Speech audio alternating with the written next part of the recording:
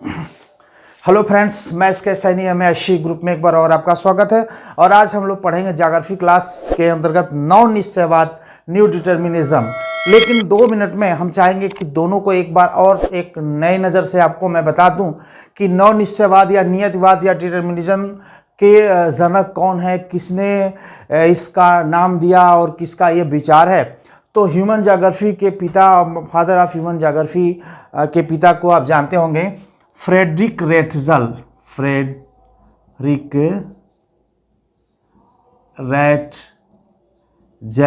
जो हैं वो निश्चयवाद या नियतिवाद के जनक माने जाते हैं। और संभववाद, पॉजिटिविज्म के जो जनक हैं वो हैं पॉल विडाल डी ला ब्लास, यानी पॉल विडाल डी ला ब्लास यह संभववाद के जनक हैं। ये पॉल विडाल डी ला ब्लास ये कहाँ के हैं और ये कहाँ के हैं, इसी का हम अध्ययन करेंगे। ये फ्रांस के हैं। ये पॉल विडाल डी ला ब्लास जो हैं वो फ्रांस के हैं, और ये जो फ्रेडरिक रेटजल हैं वो जर्मनी के हैं। और नव निश्चयवाद या इसको हम रुको और जाओ के भी नाम से जानते हैं। रुको और जाओ, रुको और जाओ के भी नाम से जानते हैं, जिसको न्यू डिटर्मिनिज्म के भी नाम से जानते हैं। और इसके जो जनक हैं उसी का आज हम अध्ययन करने वाले हैं। ग्रिफिथ टेलर, इनका नाम है ग्रिफिथ टेलर। ये नव निश्चयवाद के जनक माने जाते हैं, ग्रिफिथ टेलर। इन्होंने इसका नाम रुको और जाओ का भी नाम दिया। आइए हम बहुत सरल तरीके से इसे समझाने का प्रयास करते हैं।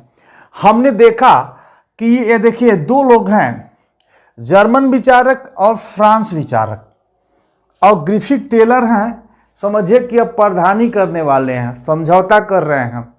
ये ग्रिफिथ टेलर इन दोनों का सम्मान रखते हुए एक नई विचारधारा का इन्होंने जन्म दिया, जिसको नव निश्चयवाद या रुको और जाओ के नाम से जाना जाता है, ग्रिफिथ टेलर। तो इसमें हम बताएं कि फ्रेडरिक रेटजल ने निश्चयवाद के अंतर्गत प्रकृति को जो महत्वपूर्ण बिंदु था वो प्रकृति था। यानी हम कह सकते हैं कि प्रकृति मनुष्य का, हम कह सकते हैं मनुष्य जो है यह इसमें था, मनुष्य प्रकृति का दास है। मनुष्य क्या है? प्रकृति का दास है। और हमने देखा कि पॉल विडाल डी ला ब्लास संभववाद के अंतर्गत बोले मनुष्य, यानी जो इसमें प्रकृति की प्रधानता है और संभववाद में मनुष्य की प्रधानता है। तो पॉल विडाल डी ला ब्लास ने कहा कि प्रकृति मनुष्य का दास है। प्रकृति किसका दास है? मनुष्य का दास है। और इसमें बोला गया मनुष्य प्रकृति का दास है, यानी यह पूरी तरह से प्रकृतिवादी विचारधारा है और यह मनुष्यवादी विचारधारा है। यानी हम कह सकते हैं कि प्रकृति के ऊपर मनुष्य अपना नियंत्रण स्थापित करता है। संभववाद के अंतर्गत प्राकृतिक संसाधनों का विदोहन करके, प्रयोग करके, उनके सहयोग से वह प्रकृति पे विजय प्राप्त करने के काम संभववाद के अंतर्गत करता है। जैसे मैंने बताया कि अंतरिक्ष में सैटेलाइट को भेज देना या अंतरिक्ष में स्वयं को चले जाना, प्राकृतिक संसाधनों को हम कलेक्ट करके, उसका प्रयोग करके हम अंतरिक्ष में सैटेलाइट की भी स्थापना कर देते हैं। ये संभववाद है, यानी प्रकृति के ऊपर चैलेंज ही संभववाद है।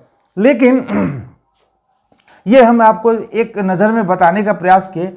नॉन निश्चयवाद का तात्पर्य यह है कि ये फ्रेडरिक रेटजल कहते हैं कि नहीं, मैं संभववाद को नहीं मानता हूं, प्रकृति ने जो मेरे लिए निर्धारित किया है हम उसी के अनुसार हम चलेंगे। पाल विडाल डी लाब्लास कहते हैं कि प्रकृति के अनुसार मैं नहीं चलूंगा, प्रकृति ने मनुष्य के लिए कोई रास्ता या मार्ग नहीं बनाया है, मनुष्य स्वयं उस पर अपना रास्ता बनाता है, अपने आवश्यकता अनुसार उसका प्रयोग करता है। इसलिए भाई हम तो प्रकृति को नहीं मानेंगे, हम मनुष्य को मानेंगे। हम जैसा चाहेंगे प्रकृति को करना पड़ेगा। ये कहते हैं प्रकृति जैसा चाहेगा वो मनुष्य को करना पड़ेगा। इन दोनों में समझिए कि बड़ा विवाद है, इन दोनों में विवाद है। तो ग्रिफिथ टेलर कहते हैं, टेलर का जानिए काम का है, अरे टेलर का काम क्या है, अगर 2 कलर का कपड़ा हो और ले करके उसको ऐसी सुंदरता से वो सिल देंगे कि वो मॉडल हो जाएगा, अब बड़ा सुंदर हो जाएगा। आप देखे होंगे कि आजकल के जो फैशन में जो भी कपड़े आ रहे हैं वो कई कपड़ों को मिला जुला कर कई कलर रंग बिरंगी बना दिया जा रहा है और उसका डिमांड काफ़ी बढ़ जा रहा है। तो टेलर का काम क्या है, जोड़ना। अभी इनको वो टेलर मत समझिए, मैं आपको समझाने के लिए कह रहा हूं। तो जर्मनी और फ्रांस के विचारक दोनों का विचार रखते हुए हम कहते भाई ये इन्होंने कहा कि नहीं हम आपको भी नाराज नहीं करेंगे, हम आपको भी नहीं नाराज करेंगे, आइए हम इन दोनों की विचारधाराओं को जोड़ करके हम इस तरह सिल देते हैं जिससे आप भी प्रसन्न रहिए, हम भी प्रसन्न रहे और एक नई विचारधारा का जन्म भी हो जाएगा, जिसका नाम दिया गया है रुको और जाओ या नव निश्चयवाद या न्यू डिटर्मिनिज्म। ये एक नई विचारधारा का जन्म दिया गया है। यानी इसमें कहा क्या गया है कि जैसे मान लीजिए हम प्रकृति का विदोहन उतना ही करें जितना प्रकृति को मंजूर हो।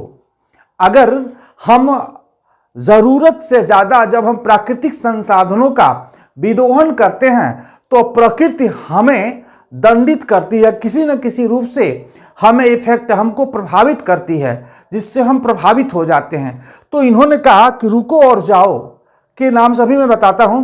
तो इसलिए हम कहते हैं प्रकृति के साथ सामंजस्य बना करके हम रखेंगे तो प्रकृति भी खुश रहेगा, हम भी खुश रहेंगे। आप देखे होंगे कि बहुत सारे ऐसे महामारियां, बहुत सारे ऐसी बीमारियां प्रकृति को छेड़ने के वजह से आती है, जैसे ग्लोबल वार्मिंग।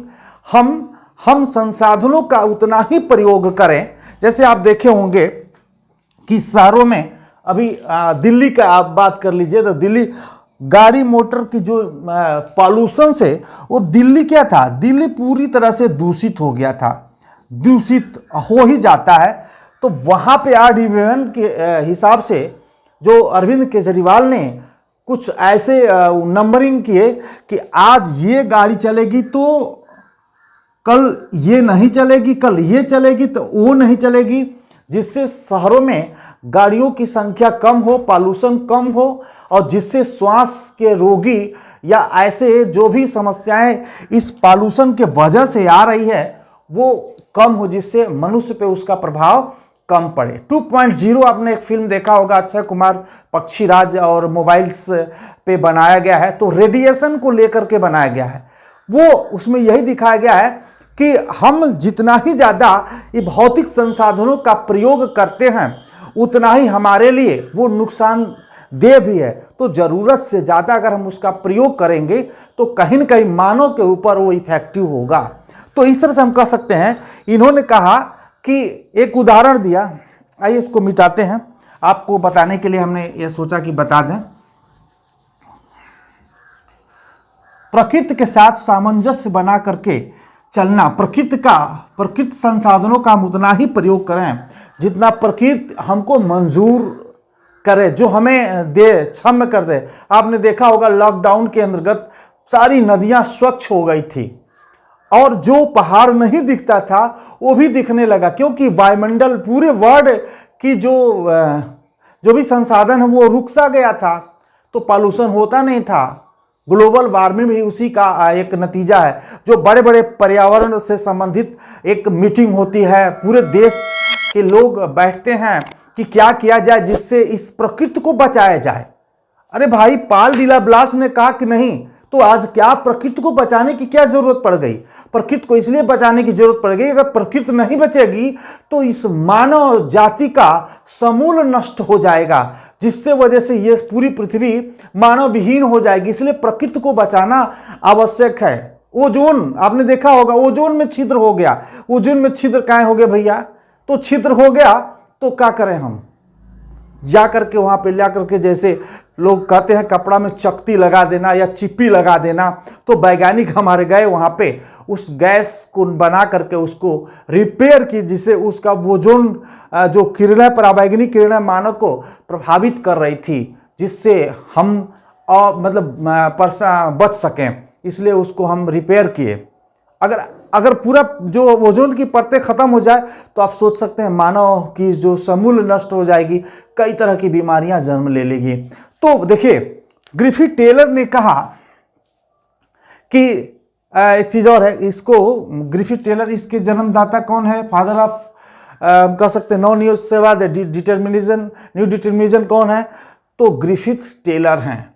और एक क्रियात्मक संभववाद का नाम जॉर्ज टैथम ने भी दिया था। इसको क्रियात्मक संभववाद के भी नाम से जानते हैं आप, प्रेजेंट डे डिटर्मिनिज्म भी नाम दिया। जॉर्ज टैथम है, जो इनको क्या कह सकते हैं हम, क्रियात्मक संभववाद के नाम से भी जानते हैं। ये कहते हैं, ग्रिफिथ टेलर कहते हैं, एक परिभाषा, बड़ा सुंदर सा परिभाषा दिया है कि मानव बड़े शहर में चौराहे पर, मानव बड़े शहर में चौराहे पर खड़े एक सिपाही की तरह है। कहते हैं कि मानव बड़े शहर में चौराहे पर एक सिपाही की तरह,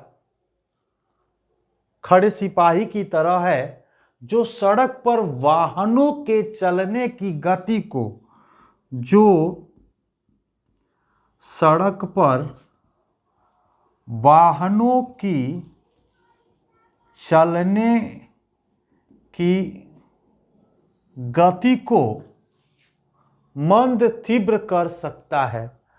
मंद मतलब धीमा, तीव्र मतलब तेज कर सकता है, परंतु उसकी दिशा को परिवर्तित नहीं कर सकता है, किंतु उसकी दिशा को परिवर्तित नहीं कर सकता है। कहते हैं ग्रिफिथ टेलर ने, मानव बड़े शहर में चौराहे पर खड़े एक सिपाही की तरह है, जो सड़क पर वाहनों की चलने की गति को मंद या तीव्र कर सकता, किंतु उसकी दिशा को परिवर्तित नहीं कर सकता। ग्रिफिथ टेलर ने बड़ा सुंदर परिभाषा यह है कि मनुष्य एक चौराहे पे, आप देखे होंगे कि वही सुभाष चौराहे पे आप चले जाइएगा, देखे होंगे, तो कुछ कसिया रोड की तरफ भी जा रहा है, कुछ गोरखपुर जा रहा है, कुछ लाल रोड की तरफ जा रहा है। तो वहाँ पे क्या है, एक ट्रैफिक पुलिस रहता है। ट्रैफिक पुलिस रहता है, जैसे मान लीजिए गोरखपुर तरफ से भी गाड़ियाँ आ रही हैं और लाल से गोरखपुर की तरफ भी जा रही हैं। आपने देखा होगा यहीं से कुछ लोग कसिया की तरफ भी जा रहे हैं। यहीं से आप देखे होंगे कि इधर से आने वाले कुछ शहर में भी जा रहे हैं। तो यहाँ पे आपने देखा होगा ये ट्रैफिक इंस्पेक्टर हैं। क्या किसी के गाड़ी को रोक करके कहते हैं का तुम गोरखपुर जा रहे हो तो नहीं, और तुम चले जाओ लार के तरफ चले जाओ, ऐसा कोई कहता है क्या? जो लार की तरफ जा रहा है ऐसा कहता है क्या कि नहीं आप चले जाओ? और वो क्या करता है, रोक कर और इन्हें इधर कर देता है, इन्हें इधर कर देता है। जो जिस गति में जा रहा है, जो जहां जा रहा है उसको पास कर देता है। रोकता इसलिए है कि एक्सीडेंट न हो जाए, रोकता इसलिए है कि एक्सीडेंट न हो जाए। कहता कि रुको और जाओ। ये ट्रैफिक जो इंस्पेक्टर है वो बोलता है रुको और जाओ। इसी को यह ग्रिफिथ टेलर ने नवनिश्चयवाद का नाम दिया रुको और जाओ। इस चौराहे पे यानी कहा गया कि मानो बड़े शहर के चौराहे पर एक सिपाही की तरह है जो सड़क पर वाहनों की गति चलने की मंद या तीव्र कर सकता है, किंतु उसकी दिशा को नहीं मोड़ सकता है। अगर उसकी दिशा को मोड़ देगा तो भाई दिक्कत होगा। वही चीज है प्रकृति, जो प्रकृति की जो दिशा है, उसकी जो चलने की गति है और उसका जो हम प्रयोग करते हैं, हम उतना ही प्रयोग करें जितना प्रकृति अगर कहती रुक जाओ अब मेरा प्रयोग मत करो तो रुक जाओ। प्रकृति कहती है ठीक है अब मैंने अपनी भरपाई कर लिया है, तू अब प्रयोग करना शुरू कर दो, प्रयोग करो, कोई दिक्कत नहीं है। एक छोटा सा उदाहरण बताऊं, हमारे गांव में एक तालाब था, बहुत बड़ा तालाब था। तो फरवरी के महीने में लोग पीली मिट्टियां निकालने जाते थे। तो उसमें जैसे मान लीजिए ये पूरा है भरा हुआ है, तो उसके अंदर जैसे कोप करके एकदम अंदर घुस करके उसको निकाल करके, ऊपर का भाग ऐसे ही था लेकिन नीचे से सुरंग बना करके उसको निकालने का काम करते थे लोग। काफ़ी लोग कहते थे भाई मत निकालो, हो सकता है ऊपर के जो चट्टाने हैं, जो ऊपर की मिट्टियां हैं वो गिर जाए, दब जाओगे, मर जाओगे। काफ़ी लोग मना करते थे लेकिन महिलाएं मानती नहीं थी उस बात को कि नहीं ऐसा भी हो सकता है। और पूरा गांव पीली मिट्टी निकाल करके घर को लिपने पोतने का काम या अनाज रखने के लिए, जो गांव में बोलते हैं डेहरी बनाने के लिए भी वो ले आती थी। पूरा गांव के, अब तो आधुनिक युग आ गया, सबके घर फर्श हो गया, इन सब की जरूरत नहीं है। तो एक बार क्या हुआ कि मिट्टी का पूरा जो वो एक समझिए कि चट्टान पूरा गिरा और नीचे एक महिला उसको निकाल रही थी और उसके ऊपर दब गया, वो मर गई। उसके बाद इसमें से मिट्टी निकालना लोग बंद कर दिए। प्रकृति जब दंड दे दी तब लोग माने, अगर पहले मान गए होते तो हो सकता ऐसा न होता। तो इसी तरह से हम कहते हैं कि जिन संसाधनों का हम प्रयोग कर रहे हैं उसका एक निश्चित है, उससे जब ज़्यादा हम विदोहन करेंगे तो पुनः प्रकृति हमको दंडित करती है। इसलिए इन्होंने कहा कि नवनिश्चयवाद रुको और जाओ की संज्ञा के हिसाब से इन्होंने कहा मानो किसी देश की उन्नति को तीव्र या कम कर सकता है। ग्रिफिथ ने कहा कि मानव किसी देश की उन्नति को तीव्र या कम कर सकता है, तीव्र या कम कर सकता है या उसे रोक सकता है, या उसे रोक सकता है। और क्या कर सकता है? रोक सकता है। परंतु यदि वह बुद्धिमान है तो, परंतु वह यदि बुद्धिमान है तो, अगर वो बुद्धिमान है तो उसे भौतिक वातावरण द्वारा निर्देशित, तो उसे भौतिक वातावरण द्वारा निर्देशित पथ, जो रास्ता है, दूर हटने का प्रयत्न नहीं करना चाहिए। पथ से दूर हटने का प्रयत्न नहीं करना चाहिए, नहीं करना चाहिए। क्यों कहा? ये ग्रिफिथ टेलर ने कहा मानव किसी देश की उन्नति को तीव्र भी कर सकता है, कम भी कर सकता है, उसे रोक भी सकता है, ये सब कर सकता है। परंतु यदि वह बुद्धिमान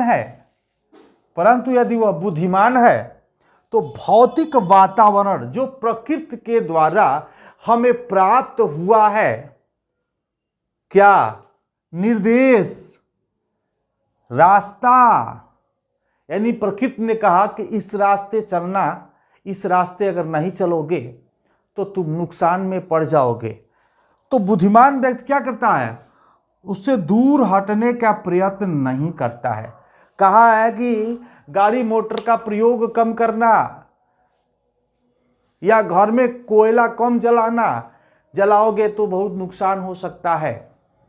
यानी किसी चीज़ का बहुत ज़्यादा प्रयोग करोगे तो नुकसान करेगा, वो रास्ता बताया है। लेकिन हम नहीं मानेंगे तो हमारा नुकसान होगा। ग्रिफिथ टेलर ने कहा कि प्रकृति के द्वारा जो निर्देश मिला है हमें उसका पालन करना चाहिए। जब कहे चलो तो चलो, जब कहे रुक जाओ तो रुक जाओ। इसीलिए रुको और जाओ की संज्ञा इन्होंने दी है ग्रिफिथ टेलर ने।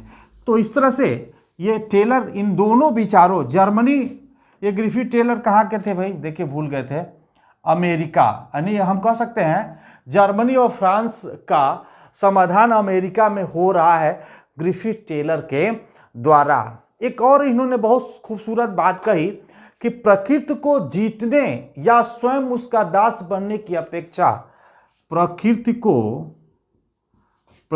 को जीतने या स्वयं उसका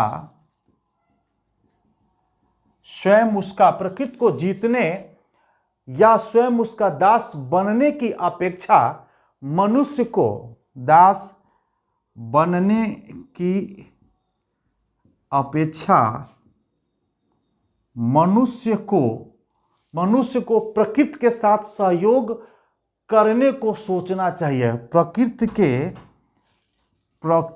के साथ सहयोग करने को सोचना चाहिए। किसके साथ सहयोग करना चाहिए भैया?